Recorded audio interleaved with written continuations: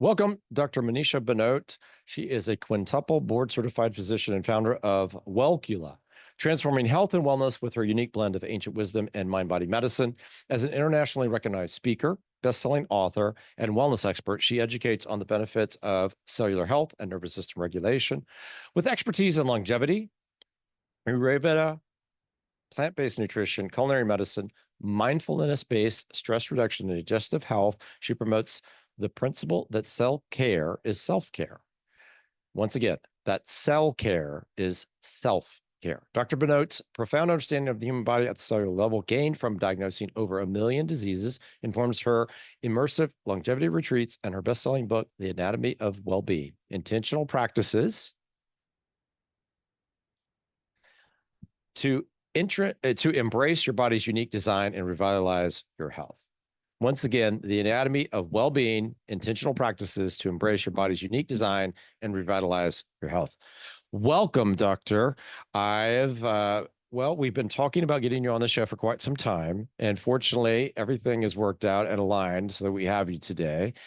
And we want to learn about cellular care as it relates to self-care. I think that's a lovely sentiment. I certainly try to express that to my folks and viewers and listeners. So let's talk about that. Yeah, absolutely, Rob. Thank you so much for having me on your podcast. And I'm excited to dive into what self-care means and really kind of discuss some of the things that we might kind of know at a peripheral level, but it's worth diving in deeper so people understand that they actually have the power to control their health span, their longevity, and overall well-being. Yeah, I'm sure you would agree. Behavioral modification is the hardest thing for us to address. And I know in my instance, it's taken a long time to just create small changes in my habits that have then, I'm a heart rate variability, sleep kind of, measuring person. And I've done so. So for everybody listening, if you don't know, I have sleep apnea. Sleep apnea is one of the main drivers of problems with brain health. So I take very seriously my sleep and I prioritize sleep above pretty much everything else I do. So I stop eating about 3 hours before bedtime. I stop drinking fluids about 2 hours before bedtime. I've done a better and better job of getting away from tablets and iPads and phone screens that emit blue light, to just get myself into a better situation for sleep, because I'm sure you're going to discuss this. All the magical things that happen during the day rely upon a good night's sleep. Absolutely. Well, so I'm glad you kind of brought that up and shared because one of the things when it comes to habits is that people feel like, oh, I've always been this way. I talk a lot about this in my book, The Anatomy of Well-Being, is this is the way I was born. I can't change. This is just me. And the one thing I want them to be familiar with is this concept of neuroplasticity, which is this beautiful thing about the brain's ability to really reorganize itself and form new connections. And these new connections are based off of your experiences. And they are also closely linked to the gut brain axis, which is a bidirectional communication between your brain and your gut.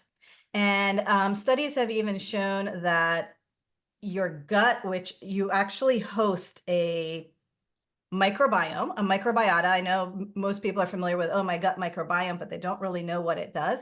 Well, your gut microbiome can influence how your brain works. So keeping in mind that it's not just influencing how your brain works, but also can influence certain chemicals, one of which being brain-derived neurotrophic factor, BDNF. And that is very critical for brain health, for cognition, and overall well-being. But I think people don't realize that your gut and everything you do in your lifestyle and your habits is going to influence that. Let's go back for a moment, because just like I talked about sleep, so I feel like this is a really important factor that, for my guests to discuss. So I make a big deal about the quality of the food that you put in the system and the quality of the fluid that you put in the system. and the quality of the air that goes into the system and the quality of the skincare that goes on the person and the quality of the supplements that go into the system. I know that may be a lot for people to kind of grasp. Like, why does Dr. Whitfield care about my air? Or why does he care about my fluid and what I drink it out of? Mhm. So, um, for everybody listening, if you come into my clinic with a plastic water bottle, you're going to hear about it. So, phthalates are plasticizers and they are transferred from the plastic into the water, and you drink the water. And then the phthalates are endocrine disruptors. So, everything that Dr. Bhanote is talking about, it's, you know, quality in dictates productivity, ability of your body to utilize the micronutrients, the macronutrients, all the things that are necessary in order to, you know, for me, I'm concerned about efficiency of recovery. We wrote a book about our protocol, but it all starts with these behaviors that you have to, I don't know. You just have to take ownership and be accountable for these things. I'm sure you're going to talk about that, but it's supremely important to me because I have people reach out to me from all over the world with problems with chronic inflammation and breast implants and all these things, and they're like, "What can I do?" Like, well, the first things you can do are concentrate on your sleep, and these other things, they're supremely difficult to modify. I don't think drinking filtered water is that hard out of a glass or something metal, not a plastic water bottle. But you please, tell me how that all, you know, uh, comes to affect BDNF. Yeah, absolutely. Well, let me take it back a step because you really touched on something really important. And for those of you who are just listening, if there's a video, come back and watch it. But I always talk about this. This is your human cell, and you have trillions of these human cells, and every day you can either cause damage to them intentionally or unintentionally, just by your habits. Or you can be really purposeful, like having a glass water bottle, like Dr. Whitfield is saying, and really going, all right, what can I do to protect these cells, which are taking care and making my body function? So, what I find from a habit perspective is we are all so busy living on autopilot that we are not slowing down. And I think that's a key part of it is slowing down and going, okay, in the morning, wake up and go, what does my body need today? Like, do I feel dehydrated? Did I not drink enough water?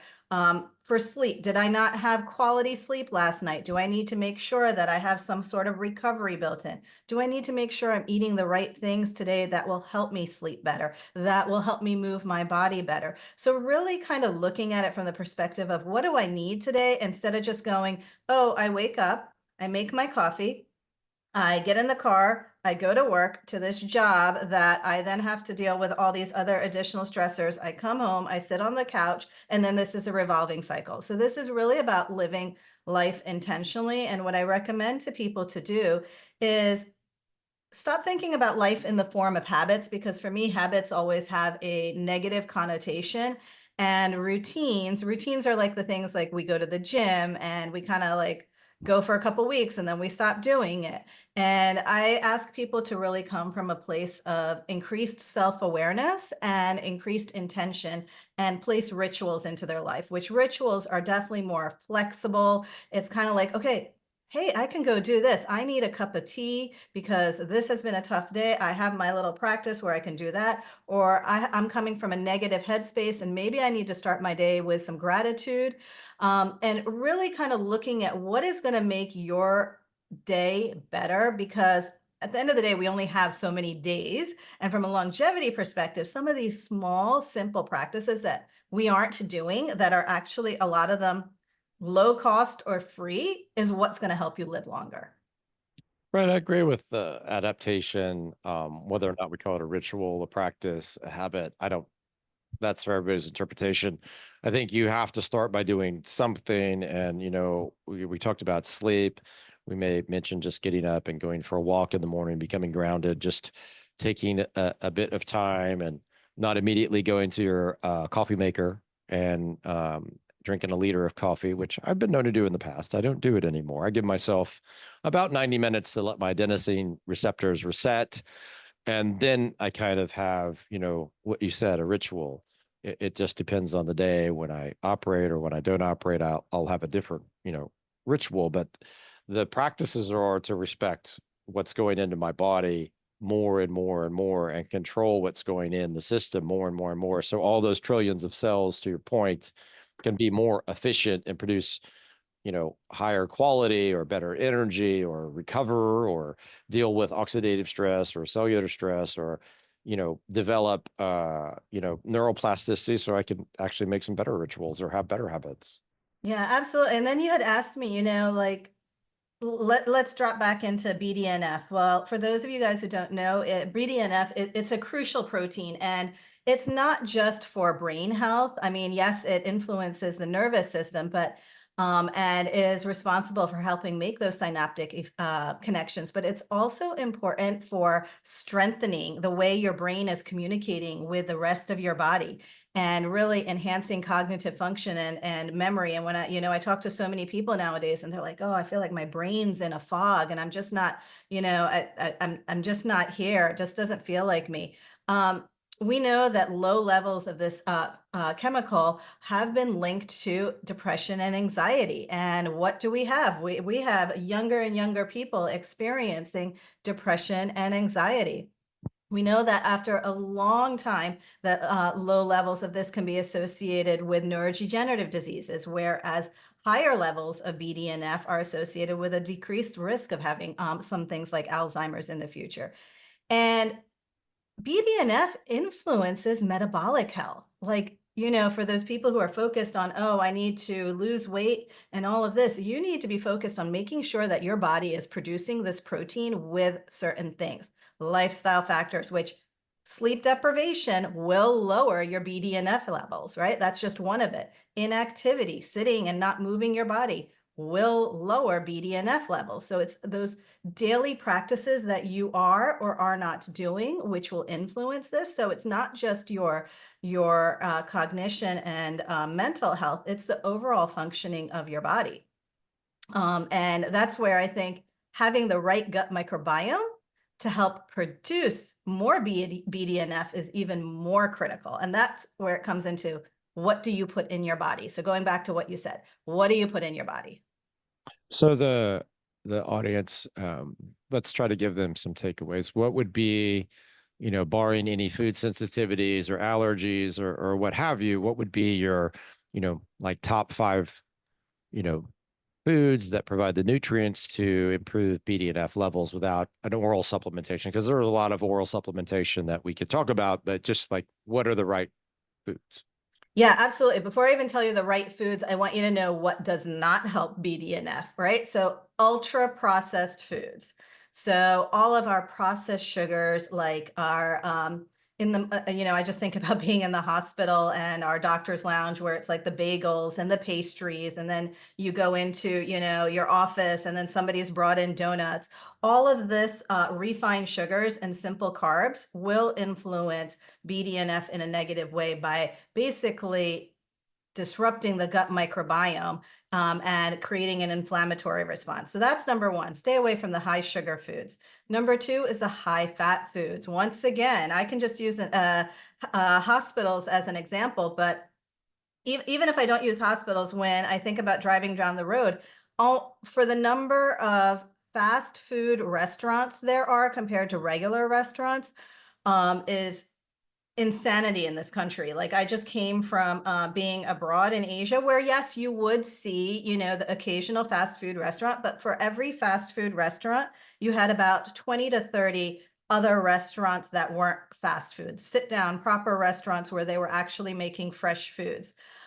So really cutting out the trans fat and saturated fat in high amounts, because we know that that will reduce your good gut beneficial bacteria. So those are two big ones to worry about. And then the ones that I would say that you really want that will make an influence on having more BDNF from a nutritious standpoint is fiber-rich foods. Your prebiotic and probiotic-rich foods. So prebiotic fibers. So that's going to be, for example, things like apples, asparagus, leeks, almonds, chickpeas, these kinds of things. So having some kind of prebiotic fiber to feed the good gut microbiome. And then, of course, probiotic rich food, which is, if you look at other cultures, probiotic rich food is very common in other cultures. Like in Korea, we have kimchi. In Japan, we have miso soup. In India, we do have yogurts, right? So we're eating a lot of fermented food. But here in the US, if I ask people, "Well, what did you have fermented?" Maybe once a week. And I want people to be eating this with every meal. If you're eating 2 meals a day, make sure you have at least 2 to 3 spoons of something fermented with your meal.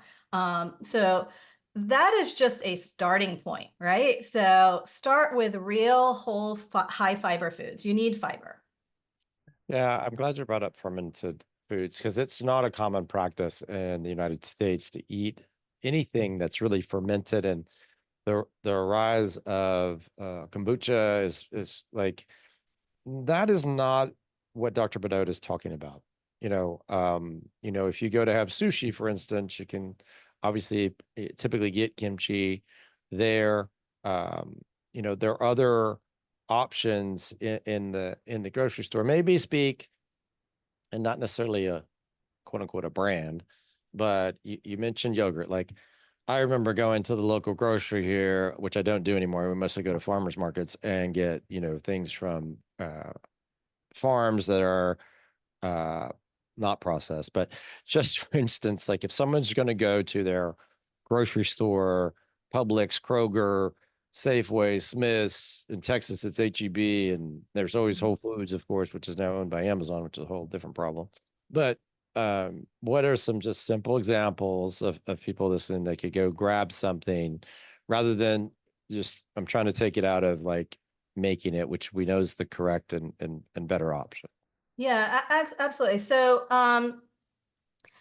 miso soup is actually easier than you think. Like if you just get miso paste and get a little tub of organic miso paste and take a spoonful and put it with boiling water, just like you would make your tea, you can drink that and have your probiotics for the day. But yeah, so I prefer non-dairy yogurts, kefirs, pickles on sandwich, sauerkrauts. I do a quick like onion pickle, like just quick pickled onions. But even think about where you are, that if you're ordering something, you might not even have it on your radar to be like, oh, let me add that on. Like, say you're going and getting a bowl from somewhere, like, brown rice bowl with like whatever additional things. And you never thought about putting pickled onions on the side, or you never thought about putting sauerkraut on the side. Think about it. So this is about really kind of, and I teach this a lot to my patients, is when you look down at your plate, see if you've kind of covered, one, the rainbow of foods, two, the kind of categories, meaning, do you have the fiber? Do you have the probiotics? Do you have the protein that you need? Do you have the whole grains? Kind of look at your plate before you eat it. And we tend not to do that because we're on the go, because we haven't taken the moment to slow down. And one of the keys to absorbing nutrients is slowing down and eating and chewing your food. Yeah, I think I I appreciate like now on this journey where I'm trying to do a better job with the quality of the food, and it's pretty complicated for everybody listening. The grocery stores have been impacted by um whether we call it the big food industry, whatever, the processing of food. So, I encourage everybody, if you've not been to a farmer's market, to go to your farmer's market. I don't mean to disparage restaurants or anything, but a lot of restaurants use unhealthy seed oils. They have a lot of practices that are not in your best interest, especially if you are somebody who maybe copes with chronic inflammation. Um, in a not in a way that's harder for your body. A lot of us don't methylate well. A lot of us have problems with glutathionization, which are just main ways that our body handles inflammation. And the the issue for us, for Dr. Benoit and I, is like, how do we help each person make enough of these ritual changes to then impact their day to day? Because everybody's I honestly I hope they want to do better, but so not eating processed foods, not ingesting, a lot of fructose, which is processed, and your body can't deal with it. And you get metabolic syndrome, and people can't lose weight, and they get non-alcoholic fatty liver disease, or what we used to call NASH. And there's just tons of problems with food. And then we talked about fluid. I think filtered water is kind of like a known thing. So obviously we're saying to do that. And then maybe touch a little bit upon, what has become a pet peeve of mine is getting better quality air. Like the air quality is a big problem because if you smell something bad, now you're ingesting whatever that smell is. That may be a chemical smell. Maybe you don't do well with perfumes. Maybe it's mildew. Maybe it's a chemical odor of something, but that's going in your body. Maybe speak to how that then can affect your BDNF or disrupt your hormonal system. Well, so you brought up a number of points, and I think it basically comes down to our modern world that we are living is not necessarily conducive to longevity due to the number of toxins that we are exposed to on a daily basis from the air we breathe, from the pesticides on our food, from the pesticides in our lawns, to all of that actually has a cumulative effect on our cells. So when I'm looking at people who are getting diseases, we're seeing cancers in individuals at a much, much younger age. And that's because we have accumulation of these chemicals, whether we have absorbed them from, playing in the grass, because now we want all our lawns to look really, really nice, and we spray everything, to we don't like fruit that has bumps and bruises on it, so we put all these preservatives on it and all these chemicals.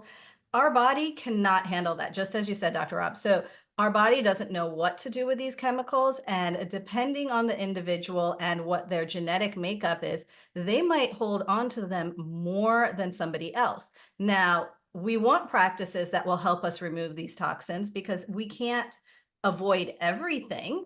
So, moving your body, sweating, infrared saunas, all of these things can help remove the toxins. But what are we not doing? We are not moving our body. We are not eating whole foods. We are eating prepackaged, ultra processed, quick cereals, frozen meals, foods that I couldn't even put the word food on. I mean, our grocery stores are basically littered with chemicals.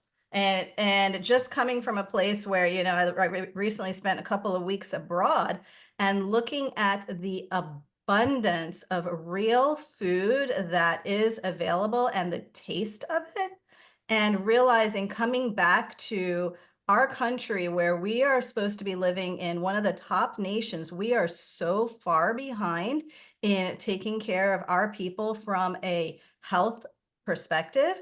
From even though we have all these advanced technologies, we don't have that foundation. We have skipped that foundation, and we are not giving the individuals what they need to thrive. And it is showing up in so many ways with chronic diseases, cancers, mental health problems. It is basically a manifestation of what our country has done. Yeah, I agree with you. Each time we go out of the country, if we're in a smaller city and you just go to where you're going to acquire your groceries, it's just little bins of food, vegetables, fruit, and there'll be a butcher, typically not sold together unless you're in well, sometimes in Spain they'll do it together, but they're just little places. They're not like metropolises of bags and boxes of things.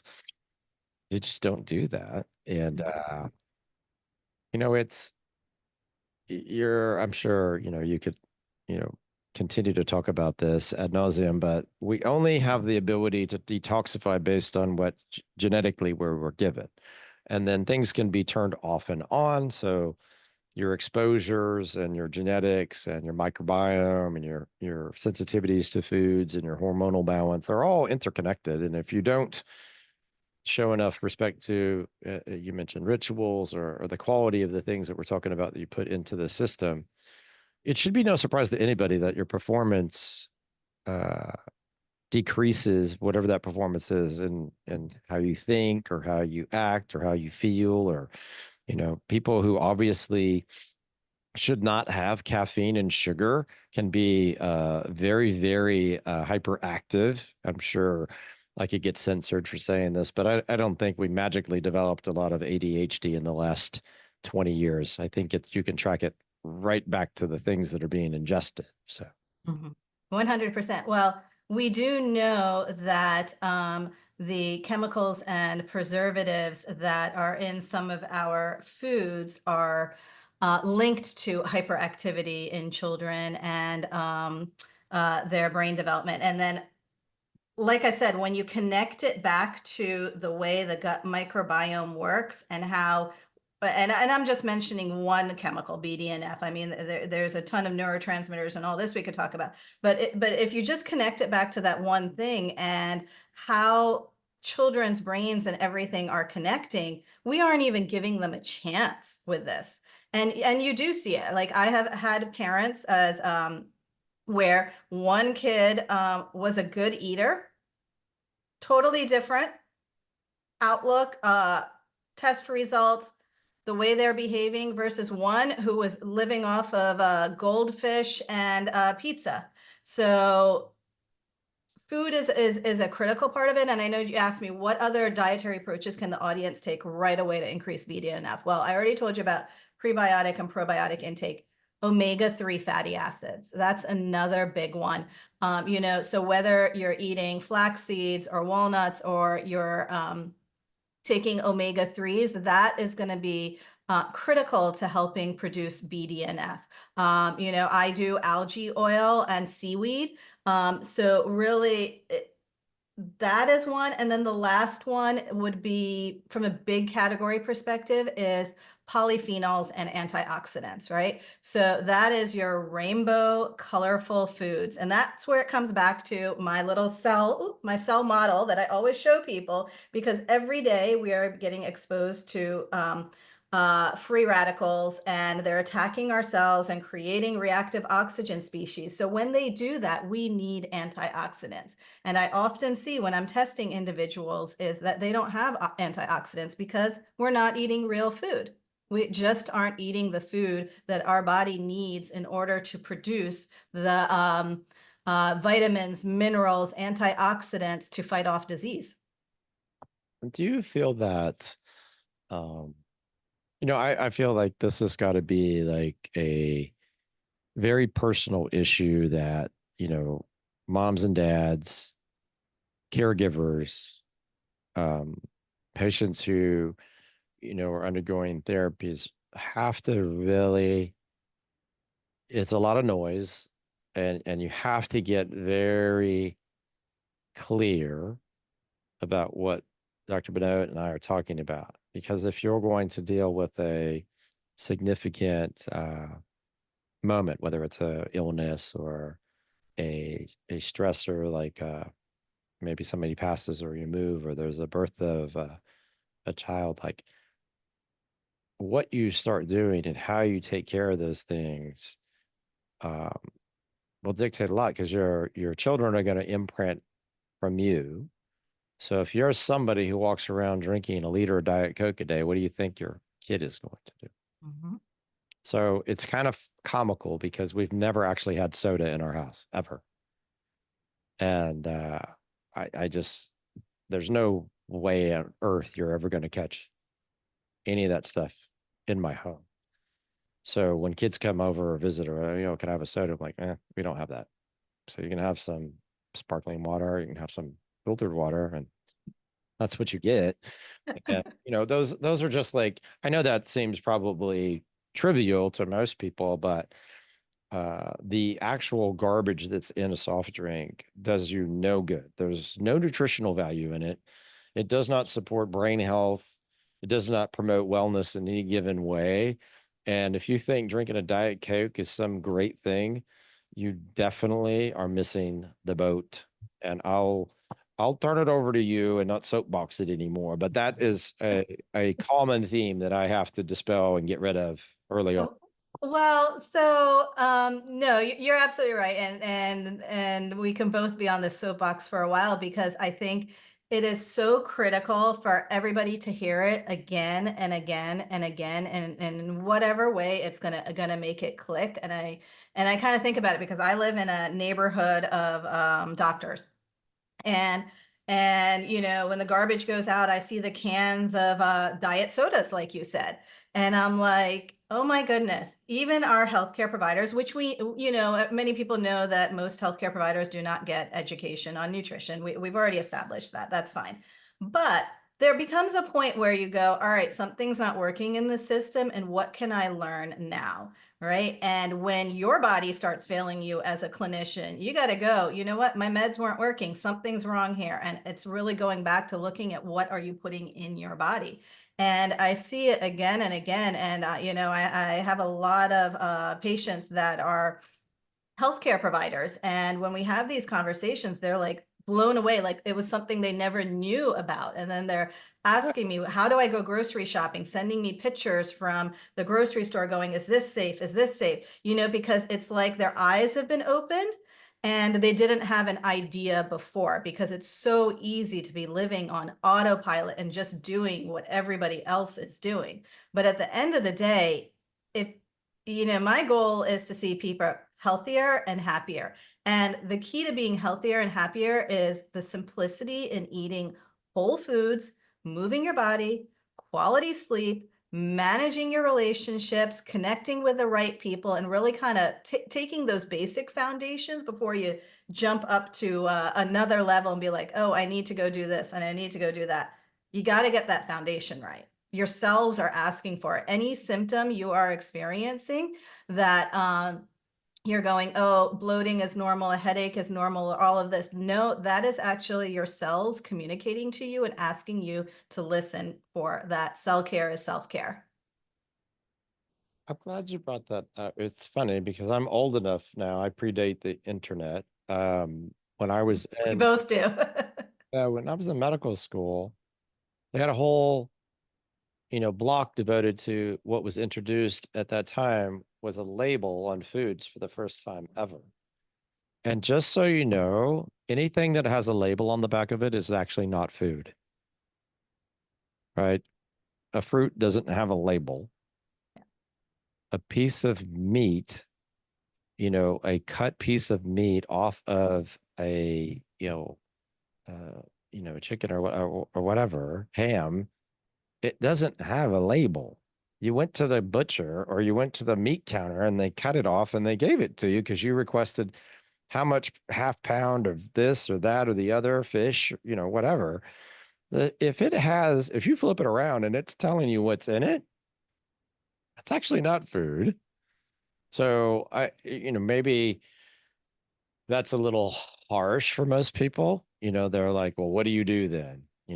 Um, now I carry a little Pyrex and I have some protein and I have fruit. Um, I actually like some microgreens we've been getting from the farmers market. So I have those little like microgreens of a pea shoots or broccoli. I know it doesn't sound super exciting to you, but I'm not in it for the you know, how do you want to say it? The taste, which is natural, is very different than processed things. There's not sugar in it, so it's not a addictive thing. Real food is not addictive because there's no sugar in it or preservatives in it to make your brain Pavlovian like and want more and more and more. And that's the problem with all the processing. There's tons of sugar in it. The drinks, the soft drinks have lots of sugar in it. The energy drinks are wildly bad for you in terms of additives and there's super abnormal levels of caffeine in many of them. On a Mhm. whole, I don't think caffeine is bad. I drink black coffee. I don't, do anything to it, which people find disgusting, but that's okay.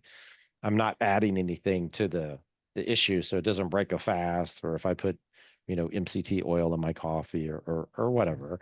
So, I mean, there's lots of little ways, like you've already pointed out, and I've mentioned that you can do this. They're not super costly. No, they're not costly. And The impact can be so quick. Like, I'll give you an example here. So I took my dad away for the last like couple of weeks. We went abroad, and so I'm managing what we're eating, where we're going, all that kind of stuff. And my dad, he's 74 years old. Okay, so he was 74 years old. Just like everybody else, been in this country for a very long time, lives that same lifestyle where he's going down to Chinatown and eating in Chinatown, having his morning coffee and a bagel and all of that.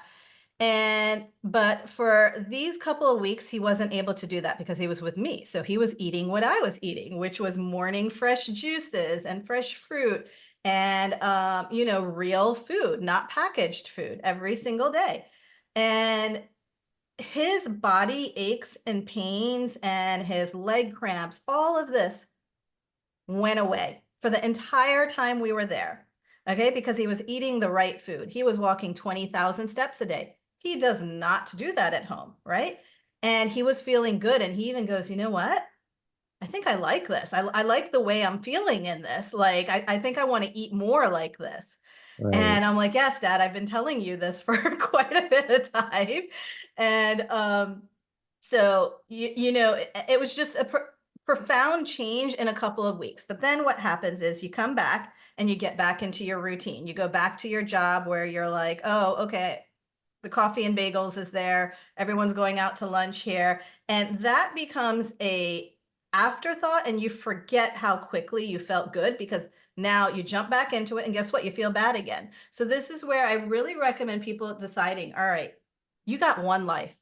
Make the best of it. Don't waste your time and energy fighting battles that you can't fight, and just focus on how can you make yourself the best version of yourself, take care of your friends, your family, and just really show up as a community member.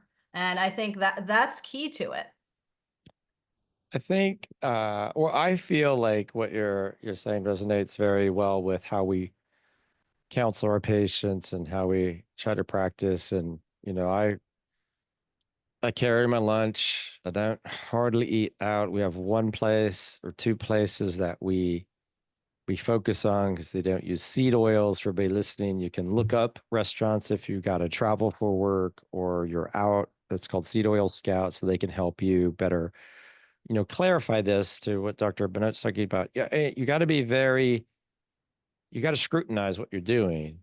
In order for your cells to work well, you have to know what you're putting in the system. Otherwise, it's going to always be difficult, challenging for you. And we all can suffer from problems with chronic inflammation. I'm no different. Dr. Bhanote's no different. We just choose to do it from a ritual or habit perspective. Take a pretty holistic approach and be very careful about what you're putting in the system so that to her point your cellular health can improve and then everything else will follow suit. So to learn more about these and your other activities and pursuits, can you let the audience know where to find you?